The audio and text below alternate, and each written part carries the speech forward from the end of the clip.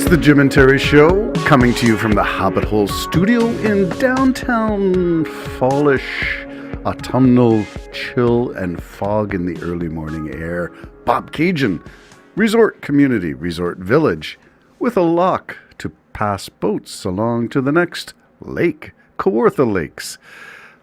Beautiful resort area. So if you haven't got a chance to travel by road, by boat, rent a cottage, great resort area. In the fall, it slows down, and there seems to be a cycle.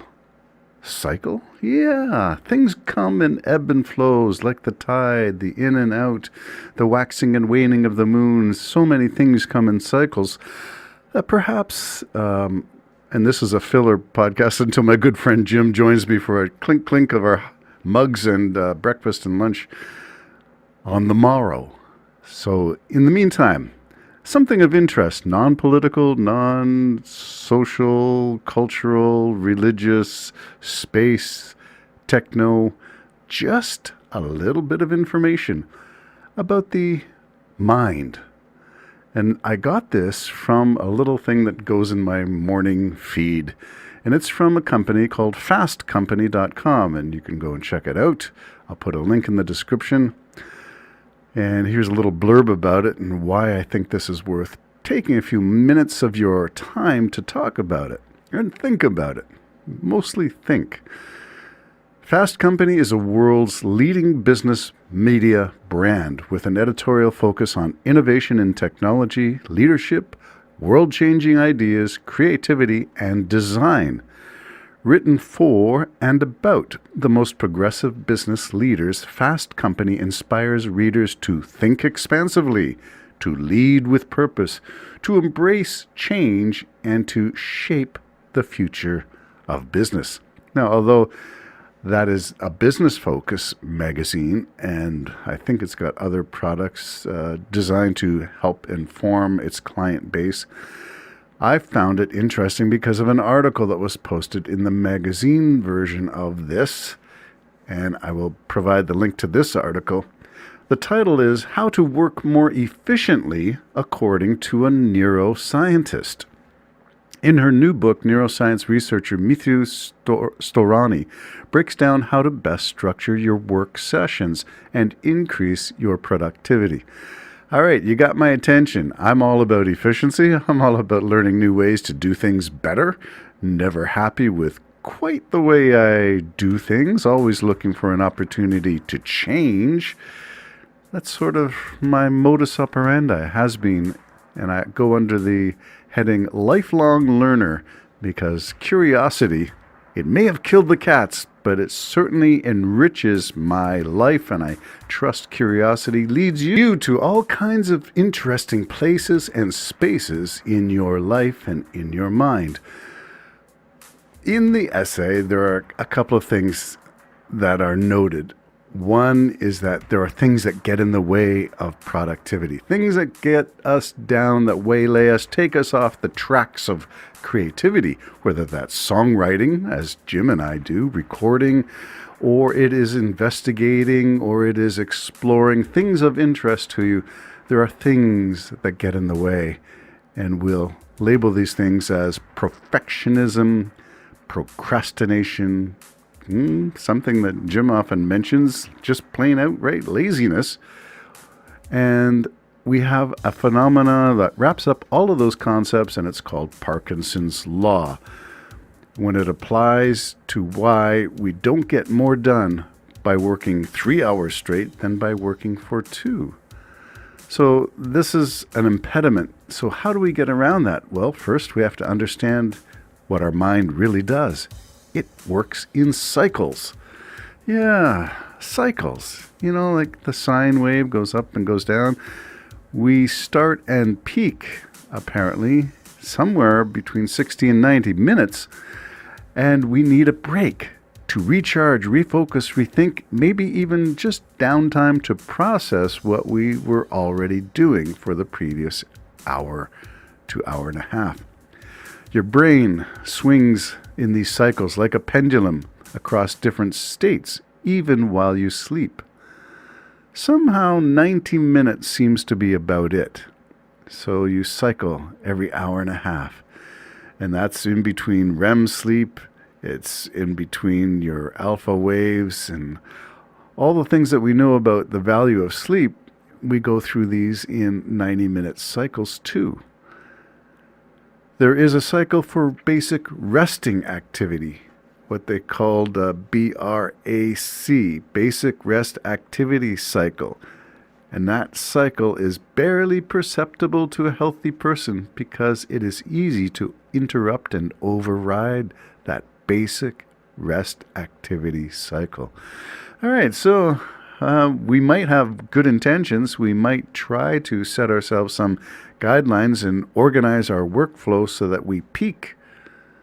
But we have some automatic things that go on, and this BRAC, Basic Rest Activity Cycle, it can be overridden quite easily. So your mind has this thing built in, a little braking mechanism. Change it up, switch it up. I'm getting bored, yawn. All these indicators of things of mental tiredness, physical tiredness, fatigue of some sort. Can we manage so that we don't have to do all this stuff? Can we structure our learning so that we get what we need when we need it and optimize our engagement of any activity if we just plan our cycles a little bit better? Well, that's where this article is going. And apparently, just to throw in a little historical perspective, it seems like this movie, Metropolis, 1927, Fritz Lang, sci-fi, was designed to be much more than its runtime of 90 minutes. But they found that the audience seemed to be peaking or fatiguing after 90, so they truncated the film. A shame because it goes on for over 2 hours, I believe. 2.5 hours? Anyway, we've started to investigate why. So as of 1927, people were observing that audiences can't stand or tolerate or stay engaged for the whole thing that the director might have thought was important to make. So how did they go from doing that to observing the 90-minute cycle? Well, football and rugby matches are approximately 90 minutes long. Okay, so people are noticing and trying to adjust things. In a 2003 paper, Poland-based researchers conjectured that a 90-minute rhythm is wired into our brains to protect the mind from overload. Yeah, we have these built-in mechanisms. So what should we do about it all? What should we do about this 90-minute cycle that we seem to have baked into our minds? Well, fresh starts seem to be the way to go. We used to call them in education, change it up. Manage your class activity. So break down whatever the length of a period was. I think for most of us, it was about 70 minutes for a period in a semester at school. In the old days, when my good friend Jim and I would have gone through school, a high school course would have been about 45 minutes in length. You got frequent changes, and there was no 90-minute cycle. You broke it down into 45s, half of that. Well, the theory seems to work because when you engage, the first 20 to 30 minutes seems to be the optimum time for you to take up and run with a task. But, not every job. What if you're in surgery? What if the surgeon has a 6-hour operation? Well, fatigue sets in there too, and you need a team so that you can switch on and switch out. So I don't know how they do it. I'd like to know if anyone knows a surgeon who's got these multi-hour operations when we know that we have a 90-minute cycle in our brains. How does it work? How do you keep people fresh when you're engaged in a long task? What about astronauts? I'm not sure that they always get a choice. So when I think of SpaceX, I'm wondering about optimizing those tasks. What if you're out on a spacewalk and it's a 3-hour, 4-hour spacewalk? How do you keep your 90-minute optimum cycle? Or do they find ways, does NASA find ways to train astronauts for longer periods of sustained focus? I don't know. Good question. Well, on the basic on the basis of the research that has been discovered so far in neuroscience. Your work session might look something like this. Number 1, perform the most difficult tasks in the first 20 minutes while you are sharp and you've just switched it up and you're engaging new material. Number 2, do slower work, the easier sort, in the remaining, say, 40 minutes, half an hour or so. Take a break for 10 minutes, then repeat that engagement. So 20 minutes, slow it down for 40 to 70 minutes, then take a break, get up, stretch, do the whole thing, and do that for 10 minutes, and you got a 90-minute cycle. In general, so here's to sum it up. The key point: limit your intense mental work to no more than 4 hours a day in total. Wow. What if your job requires more than that?